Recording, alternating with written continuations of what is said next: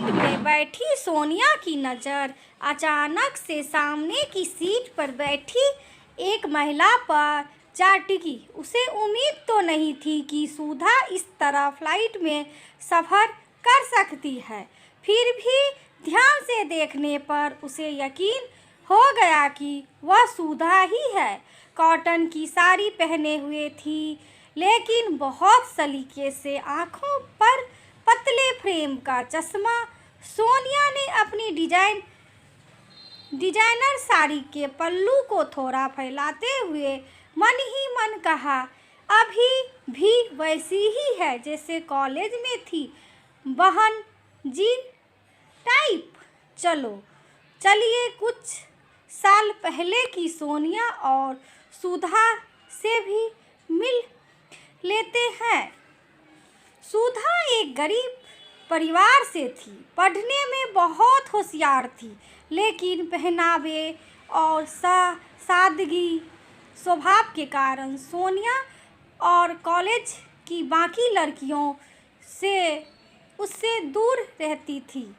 दबी छिपी आवाज़ में उसका मजाक भी काफ़ी उड़ाया जाता था, लेकिन सुधा इन बातों को नज़रअंदाज करके सिर्फ अपनी पढ़ाई पर ध्यान देती थी। वहीं सोनिया स्मार्ट, सुंदर और बड़े घरानों की थी।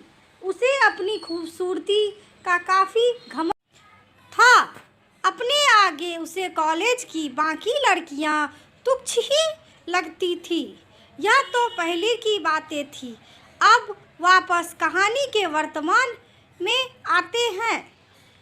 इतने में ही सुधा की नज़रें भी उससे मिल गई।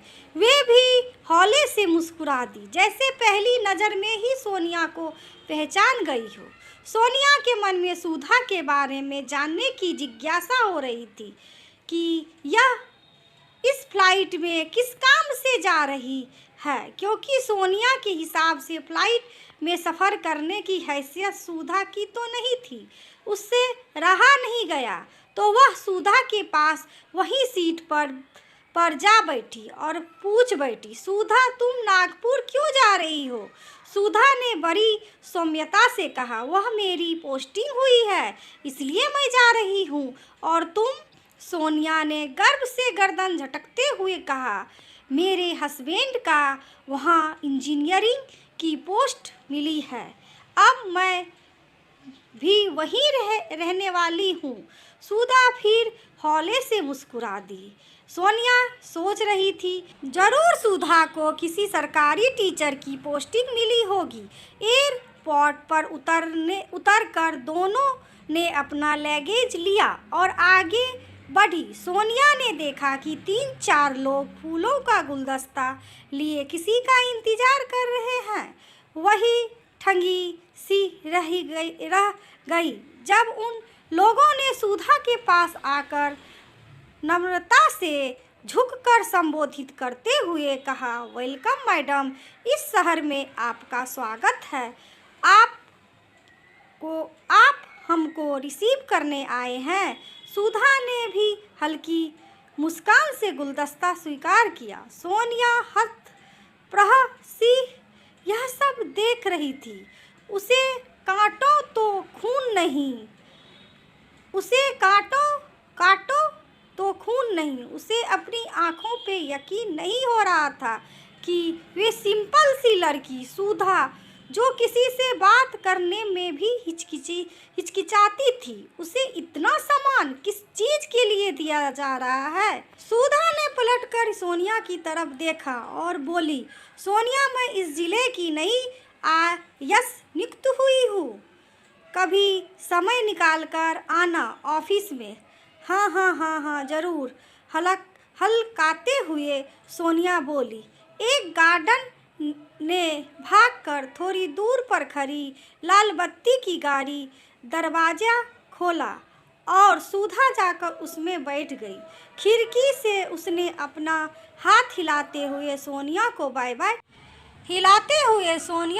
बाय कहा और गाड़ी में अपने गंतव्य की ओर दौड़ गई। सोनिया सुधा के जाने के बाद भी अपना हाथ हिलाते रह गई। जब थोड़ी देर बाद उसकी अंतर्भंग हुई तो वे टैक्सी की ओर बढ़ गई। आज उसका घमंड रूपी रेत से बना महल भरा कर नीचे गिर रहा था। आज उसे समझ आ गया था कि किसी की हैसियत बदलते देर नहीं लगती। शक्ल और पहनावे के हिसाब से किसी का आकलन करना एक तरह का पाप ही है। दोस्तों, ये कहानी आप सभी को कैसे लगी? यदि अच्छी लगी तो लाइक सब्सक्राइब शेयर ज़रूर करिएगा दोस्तों। प्लीज़ दोस्तों सब्सक्राइब किया करिए। पूरा वीडियो आप लोग देखते हो, सब्सक्राइब नहीं करते दोस्तों। वीडियो पूरा देखिए और सब्सक्राइब भी करिए दोस्तों। और यदि ये वीडियो आप सभी को अच्छी लग रही हो तो लाइक सब्सक्राइब शेयर ज़रूर करिए दोस्तों। वीडियो देखने के लिए आप सभी दोस्तों का थैंक यू, धन्यवाद।